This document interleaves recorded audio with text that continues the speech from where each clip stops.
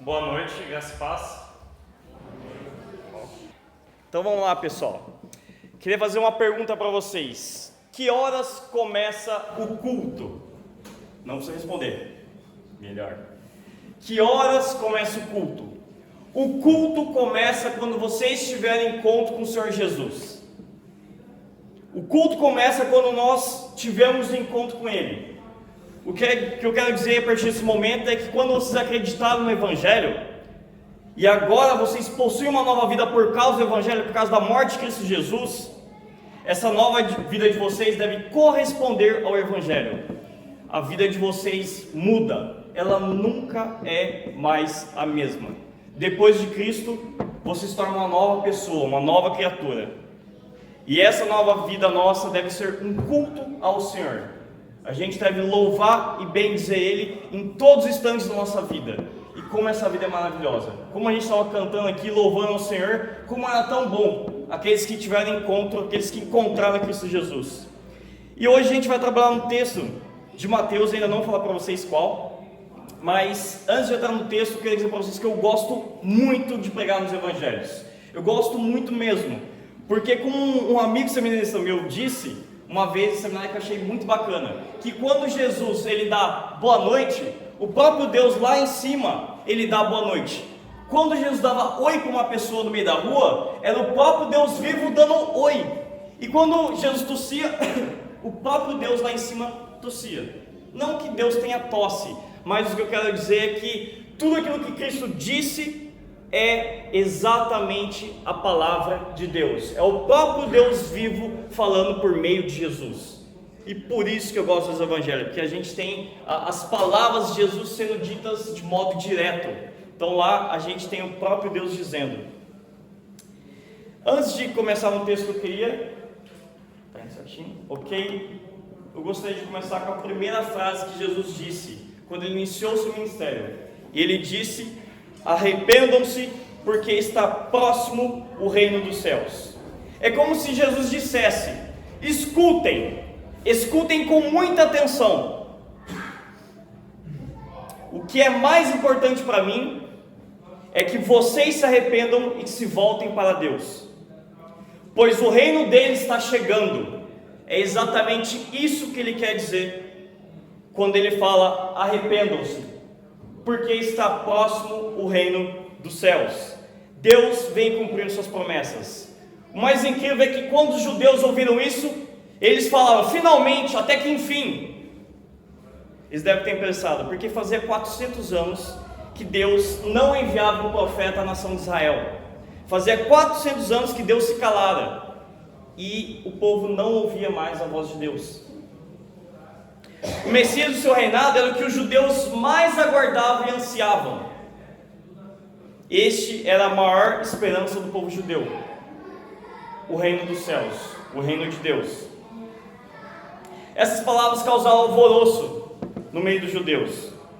Eles entenderam que o reino messiânico está próximo. Finalmente o Messias vai reinar sobre a nossa nação. Finalmente ele vai dominar a nação de Israel.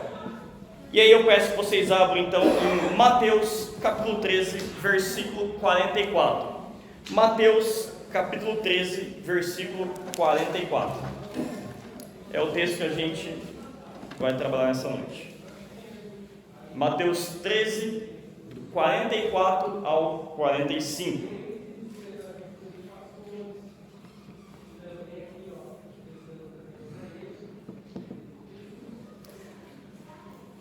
O reino dos céus é semelhante a um tesouro oculto no campo, o qual certo homem, tendo-o achado, escondeu, e transbordante de alegria, vende tudo o que tem e compra aquele terreno.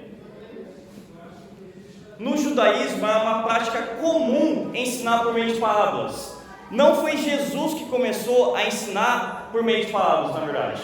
É desde a época de Salomão. Salomão que começou o ensino de parábolas, e os rabinos judeus começaram a fazer o quê? Começaram a ensinar, porque a lei, a Torá, era muito difícil de ser entendida. Então eles começaram a fazer o quê?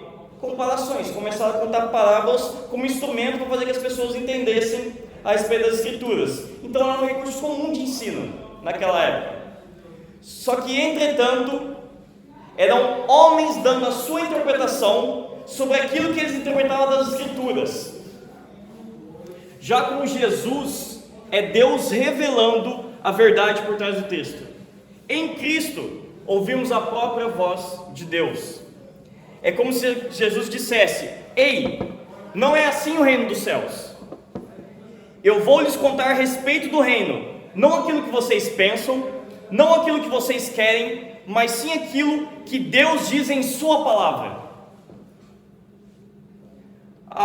As parábolas são luz para aqueles que são salvos, mas perdição para aqueles que se perdem. Elas são uma promessa para aqueles que entendem e uma segunda chance para aqueles que não querem entender o Evangelho. Para aqueles que ouvem e entendem as parábolas, que as parábolas representam a experiência gratificante de ter a salvação do mundo diante dos olhos. Elas são utilizadas para fazer com que o povo de Deus pare, reconsidere os seus caminhos e modifique o seu comportamento. A parábola ela pede que você escute com atenção e mude o modo como você vive. Jesus falava por meio de parábolas para estimular uma reação das pessoas em relação a Deus. Todas as palavras de Jesus eram para que as pessoas mudassem o seu relacionamento com Deus. Elas sempre buscam incitar as pessoas a atitudes dignas do Evangelho e exigidas no reino de Deus. E essa palavra que a gente leu aqui, ela fala como é o reino de Deus e como devemos mudar a nossa atitude em vista das verdades contidas nessa palavra. E o primeiro versículo começa: o reino dos céus. Por essa. O reino dos céus é. Essa é a primeira parte do ensino de Jesus. O reino dos céus é. Tem uma problemática muito grande aqui. Quando os judeus ouviram Jesus falando sobre o reino de Deus, o que acontece? Eles esperavam o reino messiânico. E o reino que Jesus estava falando como Messias viria para instaurar esse reino, viria para trazer esse reino, mas não é o mesmo que os judeus pensavam. Então Jesus ele precisaria ensinar de maneira didática ao povo da promessa o que era na verdade o reino de Deus. Então Jesus ele vem definir o que é o reino dos céus. Mas o que os judeus entendiam então sobre o reino dos céus? Havia profecias em Daniel que diziam que o Messias viria, derrotaria todos os inimigos de Israel e reinaria. Israel reinaria sobre todas as nações. O Messias viria, destruiria as nações, destruiria o Império Romano e a nação de Israel ia reinar sobre todos os povos da terra. Finalmente, Israel reinaria sobre todos os povos. Essa é a ideia que os judeus tinham a respeito do reino de Deus. Portanto, quando Jesus fala sobre o reino de Deus, isso chama a atenção de todo e qualquer judeu. Porque eles falam: opa, esse assunto me interessa. Opa, a gente está há muitos anos esperando as profecias de Ezequiel, de Daniel, de Isaías. A gente está esperando finalmente o reino messiânico. Então eles pararam para escutar, pois eles aguardavam o tão prometido reino. E por isso no Evangelho de Mateus, o tema do reino de Deus é central na pregação de Jesus e é essencial para o povo judeu. Mas a gente vai ver que também é essencial para nossas vidas. A gente vai ver que ele realmente é muito significativo, ele é muito além do que um reinado físico. Jesus então ele está prestes a definir o que é o reino de Deus, numa linguagem que os seres humanos possam compreender. Então, o que é o reino de Deus? O reino dos céus, então, o reino de Deus, é semelhante a um tesouro oculto no campo. É legal aqui porque a gente tem duas interpretações para essa frase e essa sentença. Semelhante a um tesouro oculto. A primeira delas é que, como era um período de guerras, o que acontecia? As pessoas pegavam as riquezas, tudo que possuía, tudo que eles acumulavam, e o que eles faziam? Eles não poderiam deixar em casa, porque senão um ladrão viria, roubaria tudo, as suas riquezas, sua fortuna, e ele perderia. Então, qual que era uma prática comum na época de Jesus? Eles iam até um campo, eles cavavam um buraco e depositavam todas as suas riquezas dentro de um buraco. Tapavam e já era. O que aconteceu nessa parábola aqui? a gente vai ver que teve algo indesejado. Mas essa é a primeira interpretação. Alguém escondeu um tesouro, um baú de tesouro, seja o que for, mas um tesouro muito valioso dentro de um terreno. A segunda interpretação é o quê? O que acontece? Campo, terra, naquela época, quando os judeus ouviram essa mensagem, eles falaram: opa, eu sei o que é isso. Porque tinha vários campos em Israel que tinham minerais, como ouro e prata, sal, entre outros tipos de minérios. E quem encontrasse um campo desse e achasse uma mina, sabe o que aconteceria? Eles seriam ricos. Quem comprasse aquele terreno, aquele campo, seria rico pelo resto da sua vida, teria uma vida ganha e tranquila. Então a gente tem essas duas interpretações com respeito ao que é.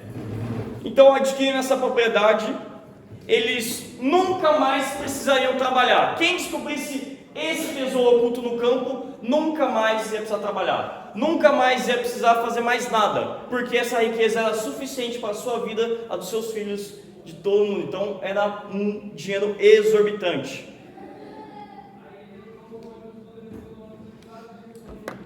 O qual certo homem, tendo achado, escondeu, transbordante de alegria. A parábola diz que um homem acha esse tesouro que estava oculto no campo. Provavelmente ele tinha arrendado. O que ele fez? Ele aluga esse campo e ele começa a trabalhar nele, começa a plantar. A pessoa que provavelmente foi lá e alugou para esse cara pensou: bom, essa terra aqui provavelmente ela não tem muito valor, então eu vou alugar porque não vai dar muito dinheiro para mim, então alugou para esse cara. Só que esse cara, quando ele começou a cavar, ele acaba se deparando com um grande tesouro. Ele se depara com um terreno tão valioso que possuía minérios, sais e riquezas muito além de uma vida. Ele simplesmente mantém o tesouro em segredo, que essa é a melhor tradução. Ali está tesouro oculto, mas a melhor tradução seria: ele guardou o tesouro em segredo. Tinha um tesouro em segredo no campo. E ao se deparar com tamanha fortuna, sua primeira reação diante dessa fortuna é transbordar de alegria. Então um homem, quando ele vê a riqueza que esse campo possuía, ele transborda de alegria. Aqueles que ouviram a mensagem do tesouro oculto provavelmente compreenderam intelectualmente a mensagem. Bom, o cara foi lá, alugou um campo, começou a plantar lá para fazer a sua renda, ok, tudo bem, e aí encontra um tesouro muito valioso, tá, entendi, até aí beleza. Mas aqueles que pertencem a Deus, que ouvirem que o reino de Deus se assemelha, eles transbordam de alegria, pois eles compreenderam que o tesouro é o evangelho das boas novas. Esta é a primeira reação e deve ser de qualquer cristão. Quando eu tinha 16 anos, minha família, ninguém era cristão, ninguém era. Eu não gostava de evangélico, não gostava de cristão, detestava mesmo, eu tinha raiva, meu pai também. Então em casa a gente não tinha essa cultura de ir para a igreja, eu não conhecia nada de Deus, não conhecia nada da palavra. E aí numa terça-feira, um amigo meu, assembleiano, eu tinha vários amigos meus na escola, eu tinha mais ou menos uns 8 amigos e uma boa parte deles eram cristãos, só que eu não sabia. E eles me chamavam às vezes para ir para a igreja, só que o comportamento deles, a vida deles, não demonstrava Cristo na vida deles. Eles ficavam com as meninas, eles bagunçavam na aula, eles xingavam, eles brigavam. Aí eu pensava assim: cara, esses caras estão me chamando para ir para a igreja, eu sou melhor do que eles. Eu pensava assim: eu não xingo, eu não brigo, eu sou um dos melhores alunos da escola, porque eu vou na igreja? Para quê? Mas um deles, esse assembleiano, João, o nome dele, nunca mais vou esquecer o nome dele. Ele veio e eu estava procurando a respeito de algumas mensagens subliminar, coisa de conspiração. Eu era mó loucão quando era novo. Nem sei por que eu comecei a pesquisar sobre essas coisas de conspiração, coisa de adolescente. E aí eu comecei a pesquisar, procurar e vi como seriam os fins dos tempos e tal, conforme uns caras loucão lá falando sobre conspiração. E aí um dia eu resolvi contar para os meus amigos. Aí eu contei para esse João. E aí o João falou assim: Jean, você quer saber como é que é os fins dos tempos? Eu falei: conta aí a sua visão. E ele foi lá e começou a contar. E eu não sabia que ele era evangélico, não sabia. Eu fiquei sabendo depois que todos aqueles meus amigos eram evangélicos. Porque eu nunca, eles nem falavam porque eles sabiam que eu não gostava. Então acho que por isso que eles não falavam. E aí ele falou, ele contou para mim como seria os fins dos tempos. E ele falou uma frase que me incomodou e mudou minha vida. Que me incomodou muito. Ele falou assim: Jean, mas comigo tá tranquilo. Porque se eu morrer, eu sei que eu vou morar no céu. Se eu morrer, eu já estou salvo. E aí eu tava assim, ouvindo assim, e falei assim: cara, como assim? Ele sabe que ele está salvo? Ele sabe que ele está salvo? Como assim? E aí, glória a Deus por isso, eu fiz uma pergunta para ele. Todo o tempo eu tinha ficado calado, e ouvindo ele, cara de bravo, serão e tal, naquela época eu não usava óculos. Nunca tive cara de mal, então não vou falar que eu estava com cara de mal. Enfim, e aí o que acontece?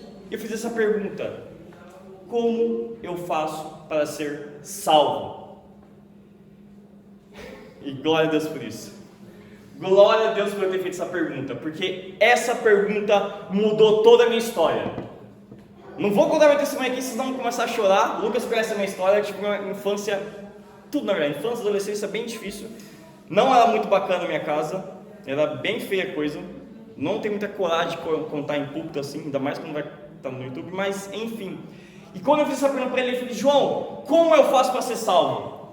E aí ele falou para mim de um Deus santo. Ele falou para mim que eu era pecador. Ele falou para mim que só tinha um modo de eu ser salvo, e essa salvação é de graça. Quando ele falou para mim que a salvação é de graça, é um presente de Deus que ele dá para mim sem eu merecer e que eu não pago nada, eu falei assim: cara, como assim? A salvação é de graça? Sim. Ele falou para mim, eu não estava empolgado desse jeito, tá? Eu estava assim, ó, só ouvindo. E falei: cara, como assim salvação de graça? Por fora eu estava mó cara fechadão, mas por dentro eu estava louco. Eu estava virando piruleta lá. Não que eu saiba como fazer isso, mas estava muito loucão mesmo. E aí ele falou que se eu acreditasse em Jesus, entregasse minha vida para Ele, eu seria salvo. Salvo pela graça de Deus, sem pagar nada. Ele contou para mim a história dos 2 ladrões na cruz, que ele morreu e Jesus disse: hoje mesmo você estará comigo no paraíso. E ele falou assim: o que ele fez? Ele foi para a igreja? Ele fez alguma boa obra? Ele fez alguma coisa boa? Ele não fez nada, ele só creu. E ele foi para onde que ele foi? Hoje mesmo você estará no paraíso comigo. E aí o João falou assim para mim: Jean, você quer orar com graça para Jesus? E eu falei: não. Isso foi numa terça-feira. Quando ele falou aquilo, eu falei: cara, eu preciso fazer isso. Eu preciso entregar minha vida para Jesus. Mas eu tinha vergonha de fazer na frente dos outros. Aí no dia 17 de maio, num sábado de manhã, não tinha ninguém em casa.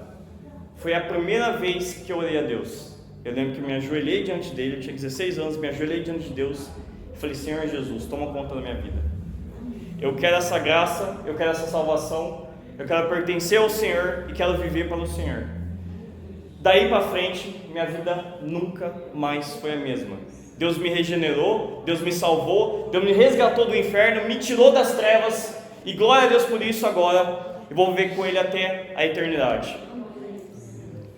Quando eu vi a respeito do Evangelho, eu transbordei de alegria. Eu lembro que em 3 meses eu tinha terminado de ler a Bíblia inteira, de Gênesis a Apocalipse. E eu falei: pastor, me diga outra Bíblia aqui que você me indicou uma inteira legal, que era uma Bíblia um pouquinho mais de estudo. Ele me entregou outra e eu fui lá e devorei do mesmo jeito. Comecei a estudar feito um louco. Eu lembro que minhas notas na escola, eu era um dos melhores alunos, não o melhor, o João que era o melhor, por isso que eu escutei ele também. E aí o que acontece? Minhas notas começaram a cair, os professores acharam estranho, meus amigos começaram a me achar de chato. Por que eu fazia? Eu pregava o Evangelho para todo mundo, porque eu queria que eles transbordassem de alegria, assim como eu estava transbordando de alegria. E eu comecei a pregar para todo mundo. Eu era aquele crente chato, nem os meus amigos gostavam, já não gostavam de mim. E aí quando eu virei crente ficou pior ainda. E aí o que aconteceu? Eu comecei a pregar para todo mundo, comecei a falar do Evangelho, porque aquilo era demais. Cara, salvação de graça, como assim? Só crer, sim, é só crer em Jesus. Jesus é o nosso único e suficiente Salvador. Vocês se lembram de quando vocês se converteram? Quando Cristo converteu vocês? A alegria que vocês sentiram, vocês lembram disso? A paz, a felicidade, a satisfação, a completude, como se nada mais faltasse. Tudo em teu coração foi suprido. Seu coração estava completo. Nada mais faltava. Vocês lembram disso? A primeira atitude de alguém que encontra o reino é de alegria.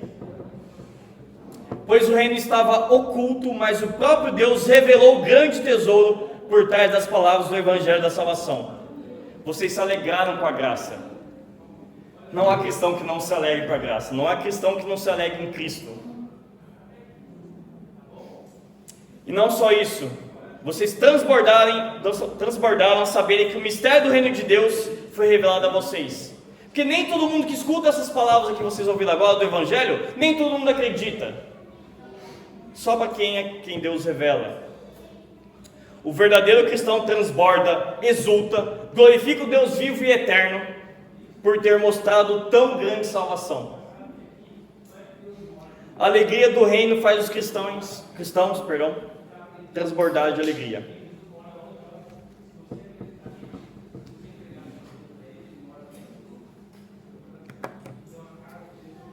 Não ame este mundo, nem as coisas que ele oferece, pois quando ama o mundo, o amor do Pai não está em você, não está em vocês. A primeira carta de João, não o Evangelho, tá? É a primeira carta de João, faltou ali o 1zinho na frente, 2,15 fala isso: não ame este mundo, nem as coisas que ele oferece, pois quando ama o mundo, o amor do Pai não está em vocês. Qual a reação do homem diante do tamanho tesouro que está diante dos seus olhos? O que o homem fez quando ele encontrou aquele tesouro no meio do campo, aquele tesouro que estava em segredo? Qual foi a reação dele? A terra não era dele, ele tinha assalariado ela, ele tinha alugado ela. Então o que ele faz? Ele sai com toda a pressa, vende tudo que possui, usa tudo aquilo que ele acumulou durante a sua vida e faz uma oferta irresistível ao dono do terreno. Desse modo, ele compra aquele terreno. Ele não amou o que ele tinha, mas considerou como nada todas as coisas. Ele deixa tudo que ele tem. Ele fala: esse terreno aqui é mais precioso do que tudo que eu tenho. Ele considera como nada as suas riquezas. O que ele faz? Ele vende tudo, só para comprar aquele terreno. Os verdadeiros discípulos dedicam e investem sua vida no reino. O tesouro encontrado era mais valioso do que tudo que o homem poderia oferecer, mais do que todas as posses que esse homem tinha anteriormente. Ele vende tudo, pois o que ele tem fazia com que ele tivesse uma vida boa e tranquila. Ele era bom, tranquilo, mas comparado a esse tesouro, ele nunca mais precisaria trabalhar, ele teria uma vida abundante. Mas como eu falei para vocês, essa palavra não fala de riqueza, ele fala da riqueza do tesouro do Evangelho. Esse que é o maior tesouro. Ele desistiu da própria vida e com isso ele herdou o tesouro eterno. Essa é a reação. Quando eu ouvi a respeito do Evangelho, eu deixei tudo.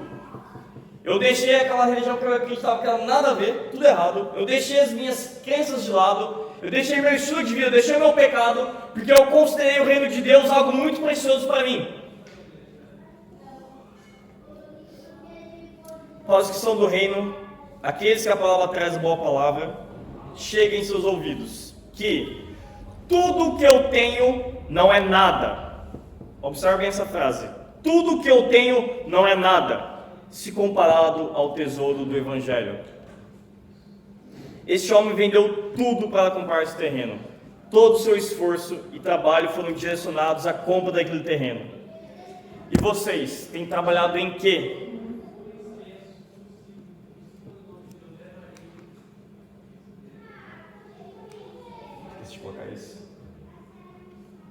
Eu trouxe aqui duas versões de Filipenses 3:7, 7 a 8. Mas o que era para mim, passei a considerar como perda por amor de Cristo. Sim, de fato, também considero todas as coisas como perda, comparadas com a superioridade do conhecimento de Cristo, meu Senhor, pelo qual perdi todas essas coisas. Eu as considero como esterco para que possa ganhar a Cristo. Eu considero como esterco todas as coisas para que possa ganhar a Cristo. Tem uma outra versão que eu achei muito bacana, da NVT. Pensava que essas coisas eram valiosas, mas agora as considero insignificantes por causa de Cristo. Sim, todas as outras coisas são insignificantes comparadas ao ganho inestimável de conhecer a Cristo Jesus, meu Senhor. Por causa dele, deixei de lado todas as coisas e as considero menos que lixo, a fim de poder ganhar a Cristo. A grande questão é, para você, o que é mais precioso? O que é mais precioso para vocês? Trabalho, sucesso, família, sexo, dinheiro. O que é mais precioso para vocês? Pelo que você tem trabalhado? Deus é o seu maior tesouro? Ele é o que tem mais valor para você na sua vida? A igreja que eu fiz parte na adolescência, eles falavam muito sobre os filhos, muito sobre o futuro dos filhos. Eles sempre desejavam que os filhos tivessem um ótimo estudo, uma boa faculdade, casa, carro, entre outras coisas. São coisas autênticas e válidas. Todas essas coisas são boas, tá? Você casar, você ter filho, você ter uma boa faculdade, você ter casa, carro, é coisas boas, são coisas válidas. Mas o que os pais mais deveriam desejar para os seus filhos é viver para o reino. É ter Cristo como maior tesouro. Vocês como pais, o que vocês mais devem ensinar para eles é a respeito da preciosidade do reino de Deus.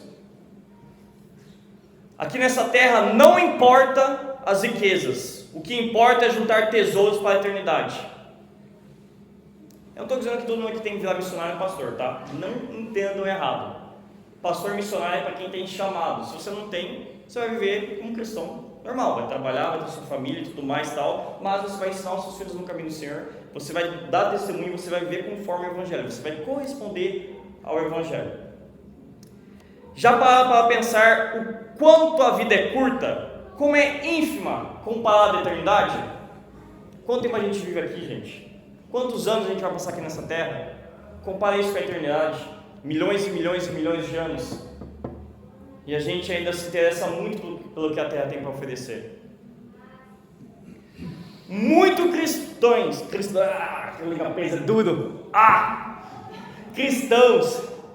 muitos cristãos quando morrerem, se arrependerão da vida que escolheram. Escuta bem, muitos cristãos, falei, sabe que falar cristãos é triste, mas em português ainda, nossa. Muitos cristãos quando morrerem se arrependerão da vida que escolheram. Por que eles vão se arrepender? Não porque fizeram uma escolha errada, não porque viveram em pecados, mas sim porque escolheram viver uma vida boa, mas não a melhor. Casar, construir família, ter filhos, casa, carro, estabilidade são desejos legítimos. Entretanto, juntar tesouros na terra é loucura. É loucura. A sabedoria de Deus nos ensina que as riquezas desse mundo passarão. Tudo é passageiro.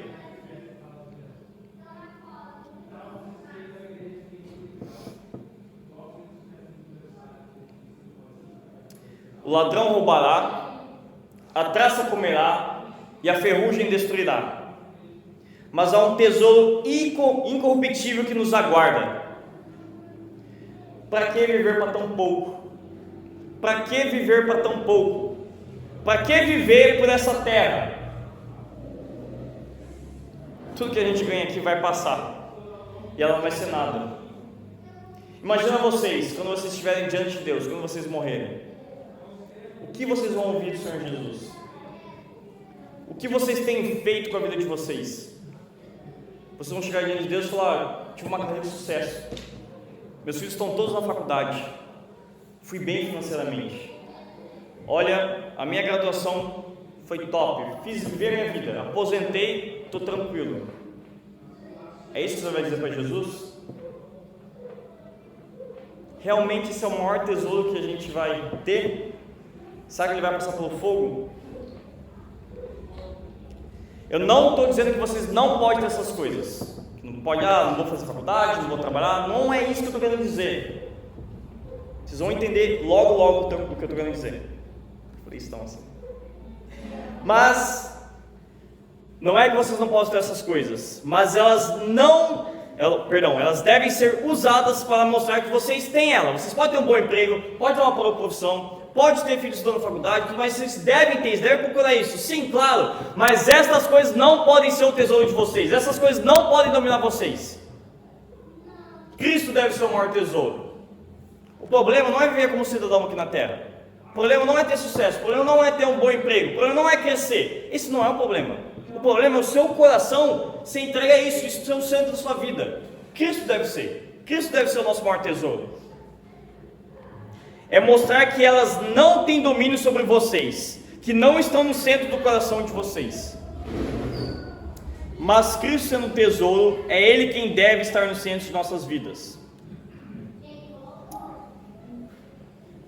Nós devemos experimentar Cristo como um tamanho tesouro que tudo mais na sua vida é comparado como nada diante da glória de Deus. Devemos experimentar Cristo como um tamanho tesouro que tudo mais na sua vida é como nada em comparação à glória de Deus. O que Paulo disse aqui? Eu considero tudo como perda. Dinheiro, beleza, amigo, família, trabalho, sucesso, graduação, tudo como perda em comparação ao tesouro que Cristo se tornou para mim. Então, como fazer Cristo grande em minha vida e não desperdiçar ela? Eu posso ter dinheiro, eu posso ter família, eu posso ter casa, carro, terreno, graduação, eu posso ter um trabalho que eu quero, e essas coisas são dadas a vocês, para que vocês usem essas coisas de maneira que o mundo veja que essas coisas não dominam vocês, que elas não são o seu tesouro, mas o Senhor Jesus que é. A maneira como mostramos que Jesus é o nosso maior tesouro é tê-lo acima de todas as coisas. Então nós fazemos escolhas que nos fazem ter alegria por ter Jesus como centro. E nós manifestamos isso para as pessoas do trabalho de vocês. Percebem algo diferente? Lembra que eu falei dos meus amigos? Eu tinha vários amigos evangélicos, mas eu não via Cristo na vida deles. Eles me chamavam para ir para a igreja, mas eu nunca ia. De jeito nenhum, não esses amigos meus que me convidavam. Mas quando João falou, e eu via Cristo na vida dele, não tinha como. Como as pessoas da sua casa veem você, como as pessoas do trabalho, da faculdade veem vocês. Essa parábola aqui, do reino, ele pede uma mudança de vida. Ele pede uma mudança de atitude. Estou falando que é fácil isso, gente. Não é fácil, não é natural. A gente é pecador ainda. A gente se torna nova criatura, a gente está salvo, mas a gente continua pecando, a gente continua errando, a gente está no processo de santificação. A gente vai errar, a gente vai fazer erros bons, que a gente vai pensar, poxa, eu sou cristão e faço isso. Sim, vocês vão lutar a vida inteira. A carne milita com o espírito, então é normal a gente errar, pisar na bola várias vezes e todos os dias, mesmo sendo cristão. Mas a questão é, se você vai mudar ou se vai continuar da mesma forma. Cristo nos ensina o que de fato é valioso e precioso. Ele é valioso e Ele é o tesouro. Novamente, o que vocês têm feito com a sua vida? Quais têm sido as suas escolhas? E para que você vive? Ontem eu falei para os jovens e falei que eles têm uma vida inteira pela frente, que eles tomem muito cuidado com suas escolhas e escolham viver para o reino, escolham viver para Cristo. Você não precisa ser jovem para tomar essa escolha, você não precisa ser jovem para falar, agora quero me dedicar exclusivamente. Não, estou falando isso, estou falando de vocês no meio do indígena e no meio dos muçulmanos, nem nada disso, mas eu estou falando de ter uma vida centrada no Evangelho. Sua vida manifesta de modo claro que você vê Cristo como seu tesouro. Eu estou falando com respeito ao reino de Deus, gente. Eu não estou falando para vocês a respeito de fazer coisas para Deus. Quando eu vim para cá, e eu conversei com o Lucas, eu falei assim, cara, eu não quero fazer coisas para Deus. Eu não estou aqui em Carlos Barbosa para fazer as coisas para Deus, tá? Eu não estou aqui para fazer as coisas, eu estou aqui para ser discípulo, estou aqui para servir. É muito diferente. Eu não estou falando que vocês não devem ser voluntários na igreja, vocês devem sim, devem começar por aí. Mas isso estende muito mais para a sua vida, ser cristão e ver o reino como algo mais precioso.